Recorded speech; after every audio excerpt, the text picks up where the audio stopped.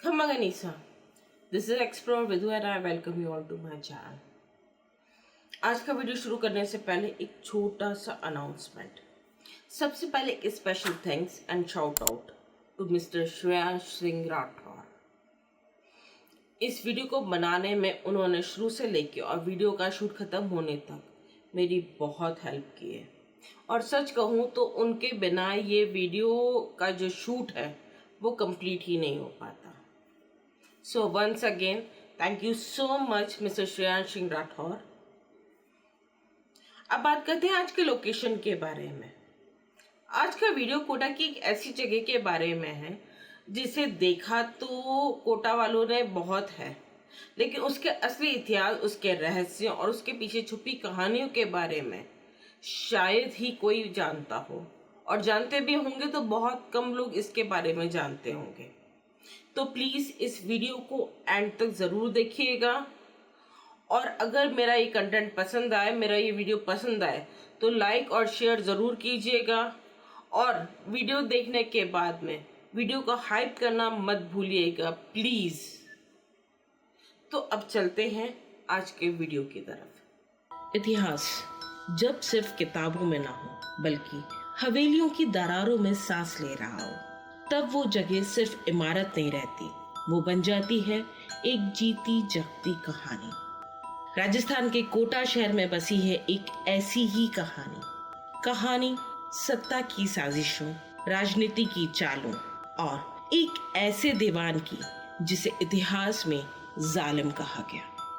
कोटा, जहाँ के पुराने गढ़ के एक कोने में आज भी खड़ी है एक वीरान और रहस्यमयी हवेली, जो लोगों में खौफ और कौतूहल दोनों पैदा करती है। ये हवेली एक ऐसे इंसान की थी जो इतिहास में बहादुरी और अत्याचार दोनों का प्रतीक माना गया। उसका नाम था दीवान जालिम सिंह झाला। आज मैं जा रही हूँ कोटा की इसी बेहद डरावनी जगह झाला हवेली में, जिसे स्थानीय लोग भूत महल के नाम से जानते हैं। इस हवेली के बारे में जानने से पहले पता करना जरूरी है कि दीवान जालिम सिंह झाला कौन था और इस हवेली को कब और क्यों बनाया गया था। सन 1764 में जब गुमान सिंह जी कोटा रियासत के महाराव राजा बने, तब उन्होंने फौजदार जालिम सिंह को रियासत का मुसाहिब ए आला यानी कि दीवान घोषित कर दिया। दीवान होने के कुछ समय बाद ही महाराव गुमान सिंह जी ने अपनी दत्तक बहन की शादी जालिम सिंह से करवा दी। बाद में गुमान सिंह जी और जालिम सिंह जी के बीच संबंध एक महिला की वजह से खराब हो गए, जिसे दोनों ही अपने जनाना में लेकर आना चाहते थे, और इस मनमुटाव की वजह से जालिम सिंह को कोटा छोड़ना पड़ा।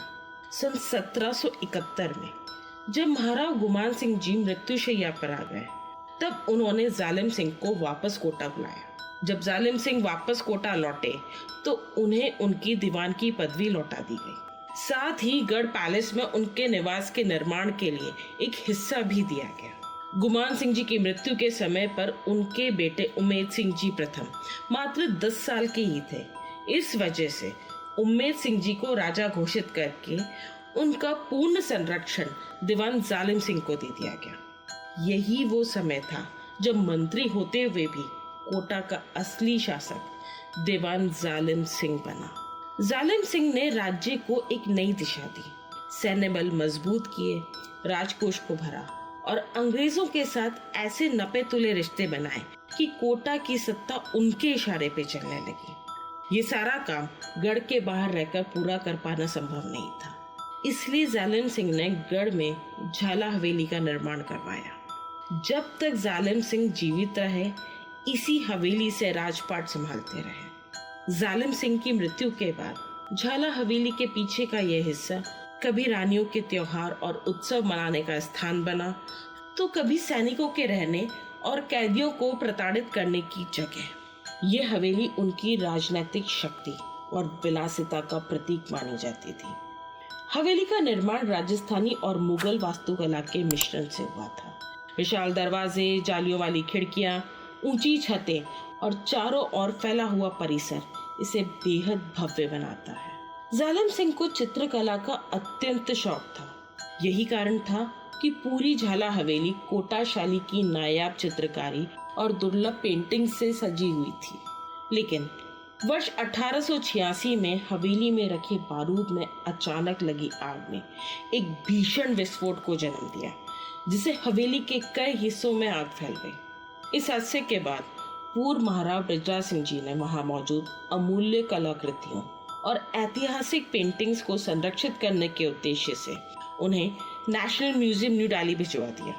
इनमें कई चित्र तो ऐसे थे जो 300 साल से भी ज्यादा पुराने थे और आज भी राजसी सांस्कृतिक विरासत के अमूल्य प्रमाण माने जाते हैं। इस विस्फोट से बना गड्ढा आज भी हवेली में मौजूद है, लेकिन वहां तक पहुंचना अब लगभग असंभव है।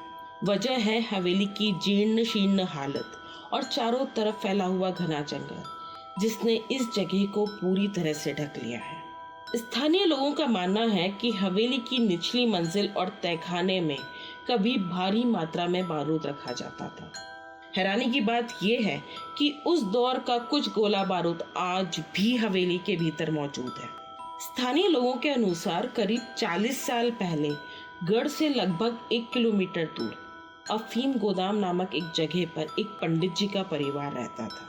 उनके पूर्वज गढ़ में राज पंडित के साथ पूजा पाठ का काम करते थे और पंडित जी को झाला हवेली के इतिहास और रहस्यों की गहरी जानकारी थी। कहानी की शुरुआत तब हुई जब पंडित जी के बेटों में से एक को उनके कुछ गुप्त दस्तावेज मिल गए। इन दस्तावेजों में हवेली के नीचे स्थित तहखाने में छिपे खजाने का जिक्र था। खजाने के लालच में उस युवक ने अपने 2 दोस्तों के साथ रात के अंधेरे में वहां जाने का निश्चय किया। ये वो दौर था जब टॉर्च और फ्लैशलाइट आम नहीं थे। अधिकतर लोग लालटेन का ही उपयोग करते थे। तीनों युवक भी लालटेन साथ लेकर हवेली पहुंचे। दस्तावेज में अंकित स्थान पर पहुंचकर पंडित जी के बेटे ने लालटेन जलाई। जैसे ही लालटेन जली, उसने गलती से तीली बुझाए बिना नीचे फेंक दी। उन्हें ये नहीं पता था कि वहां पे बारूद अब भी मौजूद है। जलती हुई तीली बारूद के संपर्क में आई और अचानक एक भीषण विस्फोट हो गया। धमाका इतना तेज था कि हवेली का एक बड़ा हिस्सा ध्वस्त हो गया और आग भड़क उठी। विस्फोट से हवेली के एक हिस्से में एक विशाल गड्ढा बन गया, जिसके बारे में कहा जाता है कि वह आज भी मौजूद है।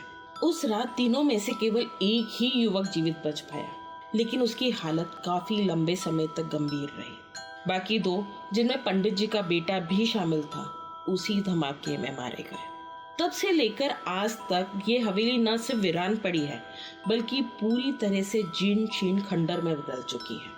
हवेली के बीचों बीच एक विशाल बरगद का पेड़ उगाया है, जिसकी फैली हुई जटाएं और मोटी जड़ें हवेली की दीवारों को चीरते हुए बाहर निकल आई हैं।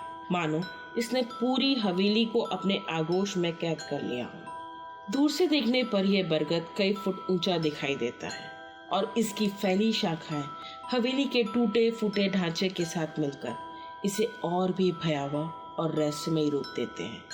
मानो ये जगह अमृत आत्माओं का ठिकाना बन चुकी हो। गढ़ पैलेस से नदी किनारे बने रिवर फ्रंट की ओर जाने वाले रास्ते पर चलते हुए जब आप रिवर फ्रंट के मुख्य द्वार तक पहुंचते हैं, तो थोड़ा आगे बढ़ते ही एक खुला सा मैदान नजर आता है। आजकल यहाँ पे कई गाड़ियाँ खड़ी दिखाई देती हैं। पहले इसी रास्ते से वाहनों द्वारा ऊपर कोटा बैराज तक जाया जा सकता था, लेकिन अब सुरक्षा कारणों से ये मार्ग को बंद कर दिया गया है।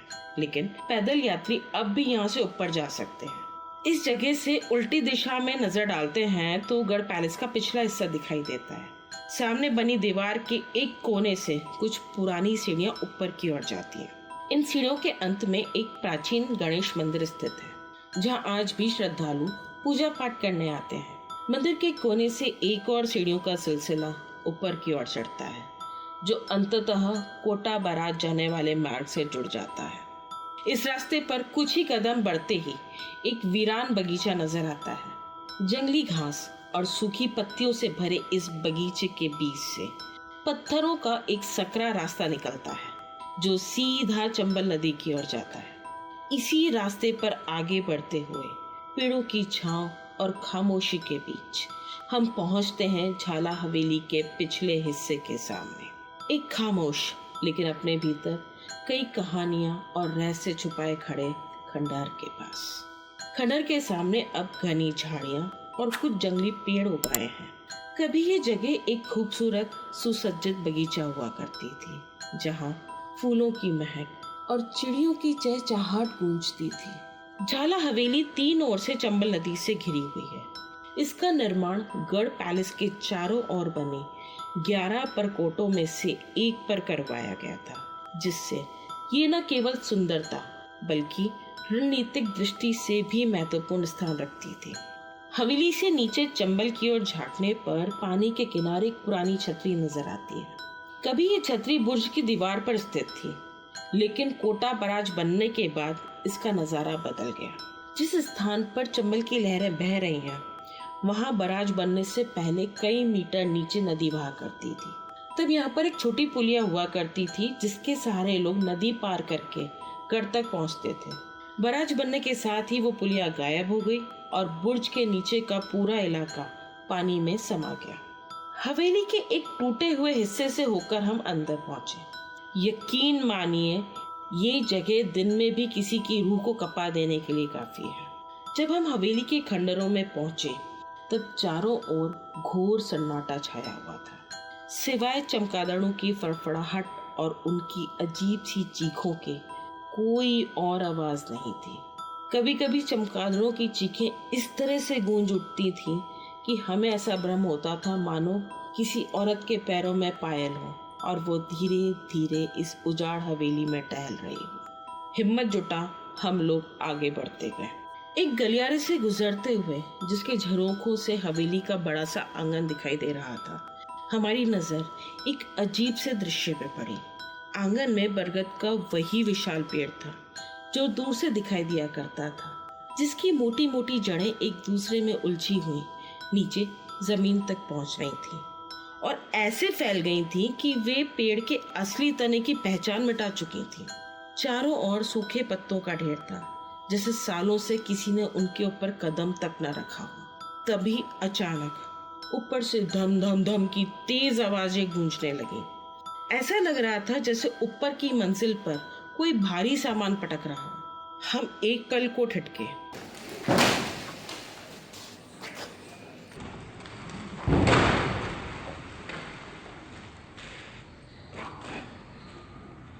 शायद वहाँ कोई और लोग रहे होंगे जो हमारी तरह हवेली देखने आए होंगे।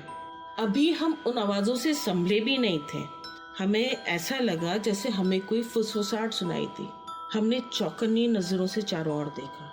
दिल की धड़कनें तेज हो गई और तभी बिना किसी चेतावनी के ऊपर से बड़े बड़े पत्थर आकर आंगन के बीचों बीच गिरे।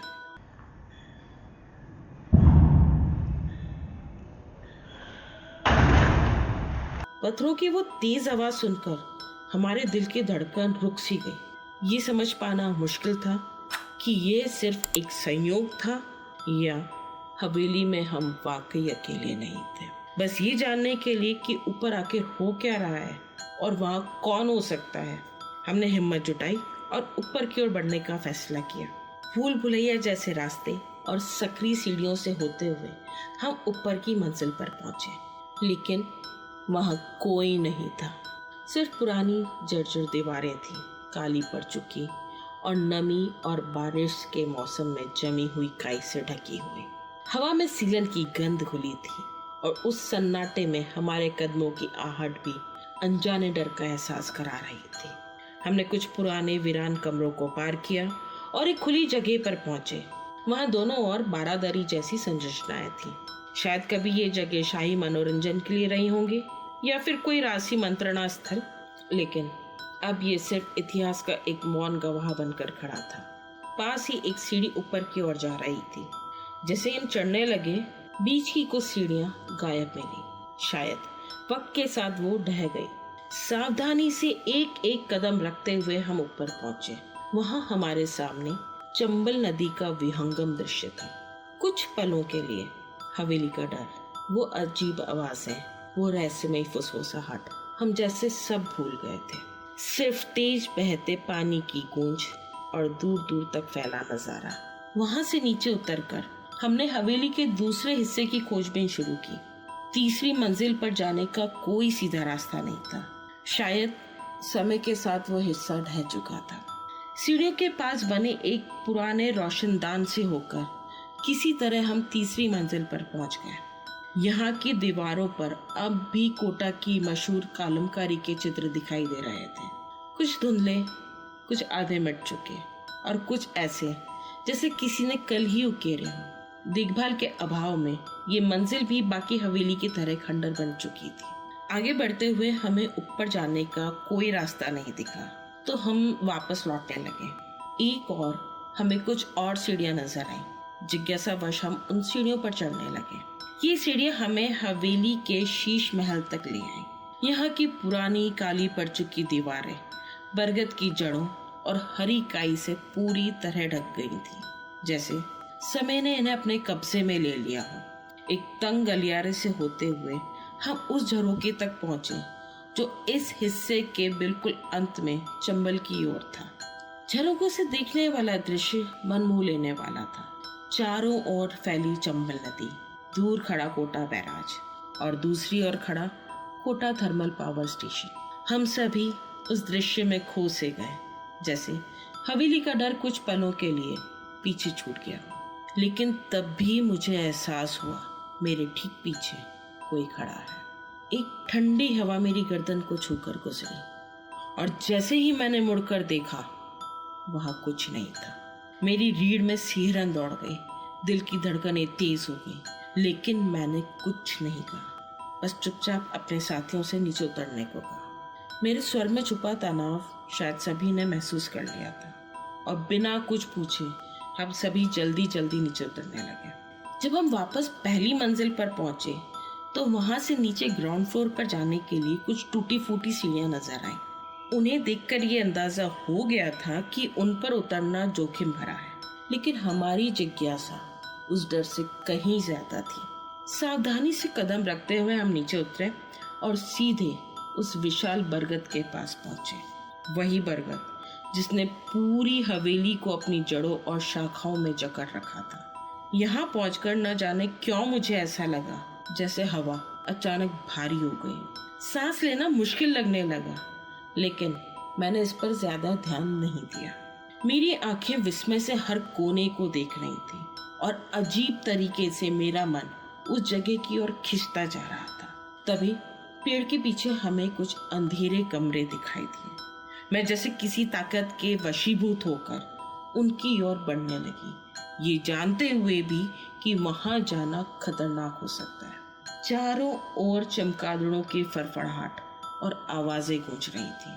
कमरों के आगे का गलियारा दिन के उजाले में भी गहरे अंधेरे में डूबा था। उन गलियारों में चलते हुए मैं हर कमरे में झांक रही थी। ऐसा लग रहा था जैसे ये कभी हवेली के रसोई घर और स्टोर रूम रहे होंगे।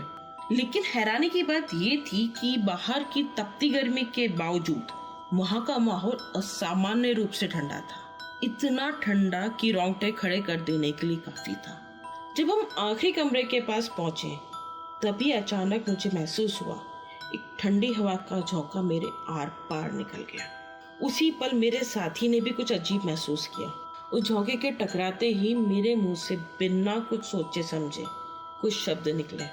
निकलो, अभी के अभी, यहाँ कुछ है। निकलो ऐसे, चले निकलो ऐसे। हमने एक पल भी गंवाए बिना तेज कदमों से वहां से भागना शुरू कर दिया और फिर हम सब हवेली के बाहर आकर ही रुके। जैसे ही मैंने बाहर कदम रखा, मुझे महसूस हुआ कि मेरी सांसें अब सामान्य हो गए हैं। जो भारीपन अब तक मेरे सीने पर दबाव डाल रहा था, वो पल भर में कहीं गायब हो गया था। ये झाला हवेली कोटा की एक पुरानी, सुनसान, खंडहर हो चुकी रहस्यमयी हवेली है। इसे हवेली का खौफ कहें या दशकों से इस हवेली के बारे में सुनाई जाने वाली कहानियां, जिनके कारण इसे भूत महल की उपाधि दे दी गई है। वैसे तो इस हवेली का इतिहास राजनीतिक और प्रशासनिक शक्ति का गवाह रहा है, लेकिन समय के साथ ये हवेली डरावनी भूतहा कहानियों का अड्डा बनकर रह गई है। जब मैंने इस हवेली के बारे में स्थानीय लोगों से बात की, तो लोगों ने मुझे इस खंडहर से जुड़ी कई सारी फोकलोर सुनाई। कुछ ऐसी जिन्हें सुनकर रोंगटे खड़े हो जाएं, और कुछ ऐसी जिन्हें सुनने के बाद इस हवेली के करीब जाने का मन ही ना करे। लोगों की कहानियों के अनुसार इन खंडरों में रात के सन्नाटे में किसी की चीखें गूंजती हैं। सूरज छुपने के बाद अगर कोई इन खंडरों में कदम रखता है तो उसे अपने कानों में किसी की फुसफुसाहट सुनाई देती है। बात तब की है जब जालिम सिंह का राज कोटा पर काबिज था। कहते हैं जालिम सिंह के शासनकाल में एक दरबारी था, चालाक, प्रभावशाली, लेकिन महत्वाकांक्षा से भरा। उस दरबारी की पहचान और उसका नाम इतिहास के पन्नों में कहीं खो चुका है, लेकिन उसकी कहानी आज भी हवेली की दीवारों में कैद है। वो दरबारी जालिम सिंह के सबसे करीबी सलाहकारों में गिना जाता था, लेकिन भीतर ही भीतर वह गुप्त रूप से सिंहासन और सत्ता पर कब्जा करने की साजिश बुन रहे उनके दुश्मनों का साथ दे रहा था। साजिश बहुत ही गूढ़ थी। कुछ वफादार सेनापतियों को अपने पक्ष में करना, व्यापार मार्गों का नियंत्रण छीनना और दरबार में अफवाहें फैलाना ताकि जालिम सिंह का रुतबा कमजोर हो जाए। लेकिन किस्मत ने उसका साथ नहीं दिया। जालिम सिंह के जासूसों को उस दरबारी के इरादों का पता चल गया और उन्होंने सारी बातें जालिम सिंह को बता दी। उसके बाद जो हुआ वो किसी भी सामान्य इंसान की सोच के परे था। जालिम सिंह अपने नाम के अनुसार ही थे। उसी समय कोटा के पुराने कारीगरों का आदेश मिला कि हवेली के कोने में एक मोटी पत्थर की दीवार तैयार करो और उसके भीतर इस गद्दार को जिंदा चुन दो। दरबारी को गिरफ्तार कर जालिम सिंह के दरबार में पेश किया गया। शुरुआत में वो दरबारी गिड़गिड़ाया, रोया, रहम की भीख मांगी, पर उसे माफी नहीं मिली। धीरे धीरे पत्थरों की परतें उसके चारों ओर उठने लगी। उसकी आवाजें चीखों में बदल गईं। तीसरी परत चढ़ने तक उसकी सांसें तेज हो गईं। चौथी परत पर उसका चेहरा मौत के डर से पीला पड़ गया। जब आखिरी पत्थर लगाया जा रहा था, उसकी चीखें इतनी भयावह थीं कि कई मजदूरों के हाथ कांपने लगे थे। कहते हैं दरबारी 7 दिनों तक उस दीवार के भीतर जिंदा रहा। पहले दिन उसकी चीखें हवेली में गूंजती रहीं। दूसरे दिन वह चीखों के बीच किसी को अपना निर्दोष होना समझाने की कोशिश करता रहा। तीसरे दिन तक आवाजें धीमी हो गई, सिर्फ हांफने और सिसकों की ध्वनि आती रही। 7वें दिन हवेली में सन्नाटा छा गया, लेकिन ये सन्नाटा हमेशा के लिए नहीं था। स्थानीय लोग कहते हैं आज भी जो कोई रात में हवेली के उस हिस्से के पास जाता है, उसे दीवार के भीतर से हल्की हल्की फुसफुसाहट सुनाई देती है। स्थानीय लोग कहते हैं आज भी जो कोई रात में हवेली के उस हिस्से के पास जाता है, उसे दीवार के भीतर हल्की हल्की फुसफुसाहट सुनाई देती है, जैसे कोई अंधेरे में मदद के लिए पुकार रहा हो। कभी कभी किसी की सिसकियां कानों में पड़ती हैं और कुछ लोग तो साफ साफ मदद की पुकार सुनने का दावा करते हैं, जैसे कोई ठंडी पत्थर की दीवार के पीछे से अपने नाखून घिसते हुए बाहर निकलने की कोशिश कर रहा हो। लोग मानते हैं कि उस दरबारी की आत्मा आज भी उसी जगह फंसी है, अपनी अधूरी कहानी और अपूर्ण बदला लेने के लिए। एक अन्य कहानी के अनुसार कई स्थानीय निवासियों का कहना है कि रात के समय, खासकर अमावस्या और पूर्णिमा की रातों में, हवेली की ऊंची छत और टूटी खिड़कियों में से एक औरत की परछाई झांकती हुई सी दिखाई देती है। कभी वह सफेद साड़ी में नजर आती है, मानो किसी के शोक में डूबी हुई आत्मा हो, तो कभी लाल साड़ी पहनकर, जैसे किसी शादी या राजपूती रस्म की अधूरी दुल्हन।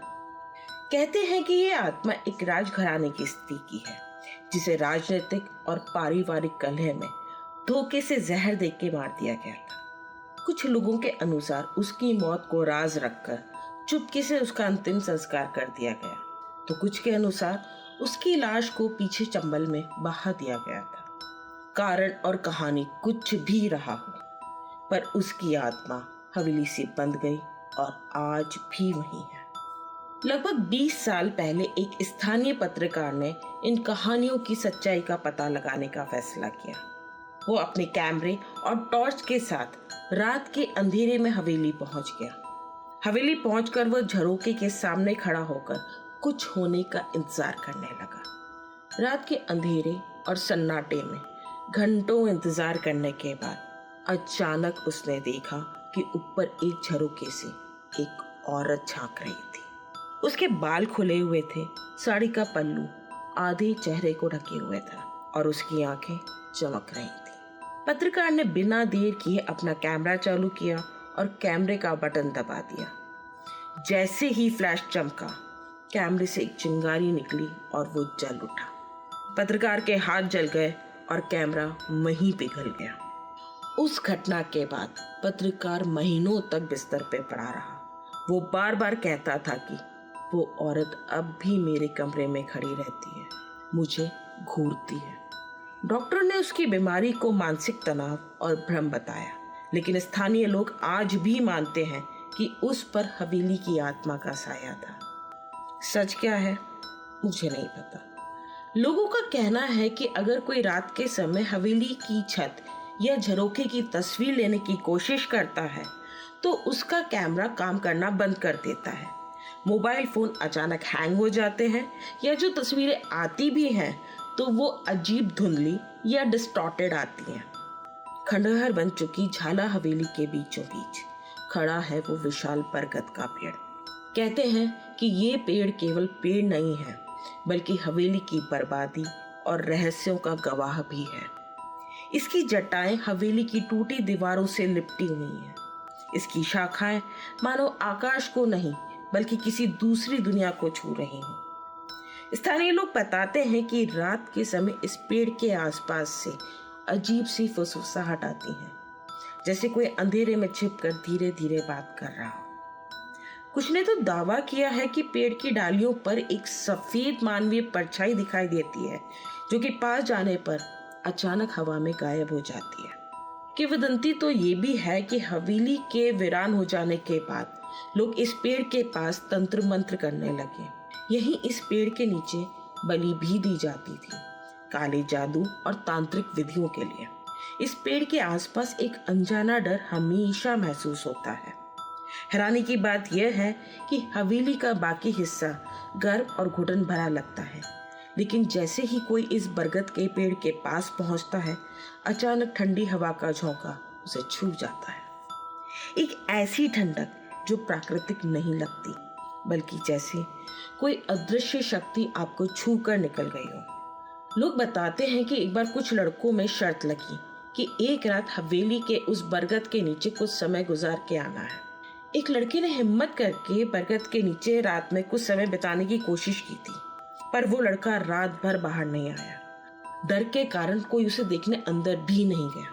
सुबह जब वो मिला तो वो बेहोश था और बार बार यही कह रहा था, किसी ने मेरा गला दबाया, किसी ने मेरा गला दबाया। डॉक्टर्स की माने तो वो रात के अंधेरे में शॉक के मारे बेहोश हो गया था।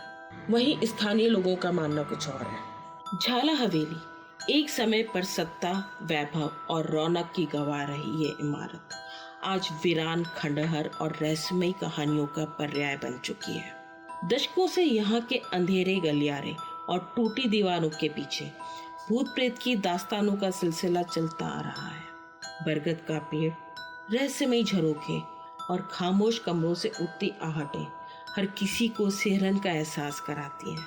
लेकिन एक सच जिसे जानना बेहद ज़रूरी है वो ये है कि ये हवेली अब पूरी तरह से प्राइवेट प्रॉपर्टी है। यहाँ पर आम लोगों का प्रवेश वर्जित है। हवेली की हालत भी इतनी खराब हो चुकी है कि हर कदम पर हादसे का खतरा बना रहता है। जर्जर सीढ़ियाँ, गिरती दीवारें और टूटते खंभे पल भर में किसी भी जानलेवा दुर्घटना का कारण बन सकते हैं। स्थानीय लोग कहते हैं कि यहाँ आने वाले अक्सर किसी अंधे की ताकत या अजीब अनुभव का शिकार होते हैं। लेकिन सच्चाई ये भी है कि इस हवेली का ढांचा ही अब बेहद कमज़ोर और असुरक्षित हो गया है। इसलिए अगर आप इन कहानियों से रोमांचित होकर यहाँ आने की सोच रहे हैं तो याद रखिए, ये जगह सिर्फ खौफनाक ही नहीं बल्कि जानलेवा भी साबित हो सकती है। मैं यहाँ जाने की सलाह कभी किसी को नहीं दूंगी। झाला हवेली आज सिर्फ एक पुरानी इमारत नहीं है, ये कोटा के दिल में बसा एक अधूरा इतिहास, एक सजा की जगह और शायद कई आत्माओं का कैद खाना है। झाला हवेली सिर्फ एक ऐतिहासिक इमारत नहीं बल्कि राजनीतिक शक्ति और पारलौकिक परछाइयों से घिरी हुई एक ऐसी जगह है जो हर दीवार में कोई ना कोई रहस्य दबाए बैठी है। ये हवेली हमें सिखाती है कि इतिहास सिर्फ किताबों में ही नहीं, ईंटों और खंडहरों में भी सांस लेता है, कभी कभी डर की शक्ल में। आज की हिस्ट्री विद मिस्ट्री यहीं तक थी। आपको मेरा ये वीडियो कैसा लगा प्लीज़ कमेंट करके ज़रूर बताइएगा। इस जगह के बारे में आपके पास और भी कोई अगर इन्फॉर्मेशन है या कोई कहानी है तो प्लीज़ मेरे से शेयर कीजिएगा। मेरा इंस्टा लिंक और मेरा ईमेल अकाउंट नीचे डिस्क्रिप्शन में दिया हुआ है। और प्लीज़ अपना सपोर्ट बनाए रखिए चैनल के साथ में, लाइक करते रहिए, शेयर करते रहिए, सब्सक्राइब कीजिए प्लीज़। अगर अभी तक आपने सब्सक्राइब नहीं किया तो प्लीज़ चैनल को सब्सक्राइब कीजिए और जुड़े रहिए हमारे साथ। और प्लीज़ प्लीज़ प्लीज़ वीडियो का हाइप ज़रूर कीजिएगा। मिलते हैं नेक्स्ट वीडियो में जल्दी ही, तब तक के लिए राम राम सा।